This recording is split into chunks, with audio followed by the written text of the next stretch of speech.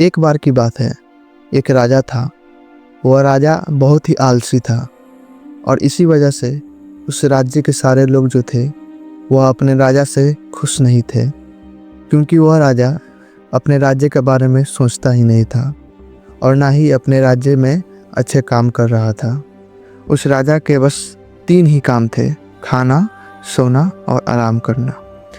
धीरे धीरे दरबार के सारे मंत्री भी इसी बात से परेशान हो गए थे, राजा की इसी आदत की वजह से। और इसी आदत की वजह से राजा का वजन इतना बढ़ गया था कि उससे भी बेड पर से उठा नहीं जा रहा था। अब दुश्मन राज्य के लोग जो थे वो अभी राजा का मजाक उड़ाने लगे थे। अब यही सोचते हुए एक दिन राजा को अपनी हालत देखकर शर्म आने लगी। उसने सोचा, ऐसे तो मैं बर्बाद हो जाऊंगा, मुझे अपने आप को फिर से फिट और एक्टिव करना होगा। उसने तुरंत पूरे राज्य में यह ऐलान करा दिया कि जो भी मुझे वापस पहले जैसा फिट और तंदुरुस्त कर देगा उसे मैं बहुत बड़ा इनाम दूंगा। तो अब उस राज्य के सारे वैद्य मिलकर कोशिश करने लगे। उन्होंने कई जड़ी बूटियाँ राजा को दी, लेकिन राजा पर उन जड़ी बूटियों का कोई असर नहीं हुआ। उल्टा उसका वजन कम होने की बजाय और बढ़ता जा रहा था। तभी किसी ने राजा से कहा कि आपको इस बिस्तर से उठकर थोड़ा चलना चाहिए, लेकिन राजा से बिस्तर से उठा ही नहीं जा रहा था।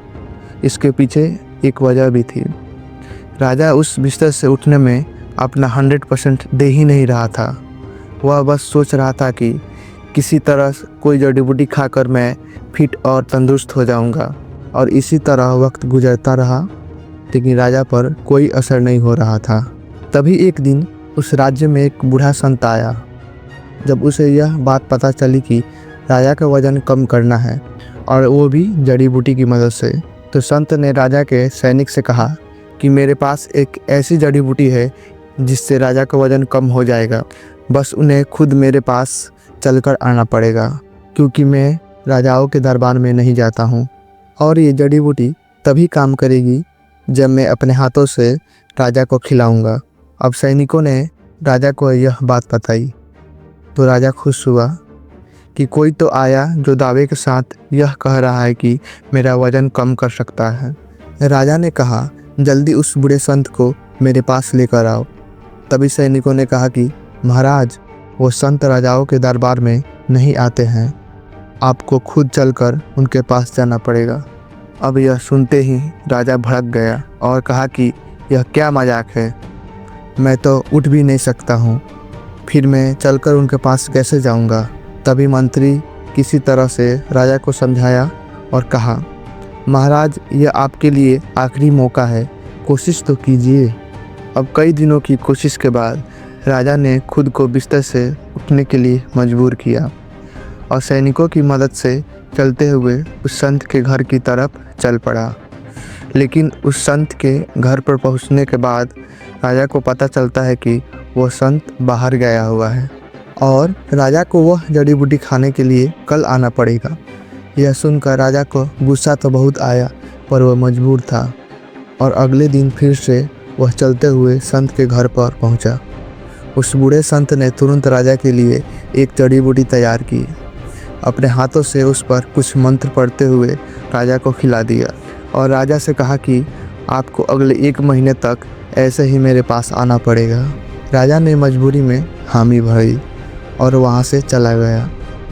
अब ये सिलसिला पूरे 1 महीना तक चलता रहा और धीरे धीरे राजा ने यह महसूस किया कि उसका वजन अब कम होने लगा है और उसने उस संत से पूछा कि इस जड़ी बूटी का नाम क्या है और यह कैसे बनती है। हमारे राज्य के जो वैद्य हैं उन्हें को भी इसे बनाना सिखाइए। अब यह सुनने के बाद वह बूढ़ा संत कहा, यह कोई जड़ी बूटी नहीं है, बल्कि यह तो सादा पानी है जो मैं आपको 1 महीने से दे रहा हूँ। राजा ये सुनकर हैरान हो गया।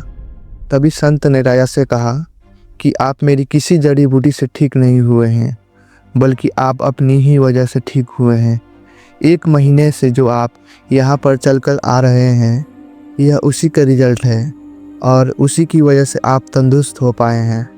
दोस्तों, इस कहानी से हमें यह सीख मिलती है कि जब तक इंसान पर किसी तरह का दबाव नहीं आता या उसे जीवन में कोई चुनौती नहीं आती, तब तक वो अक्सर आलस में डूबा रहता है।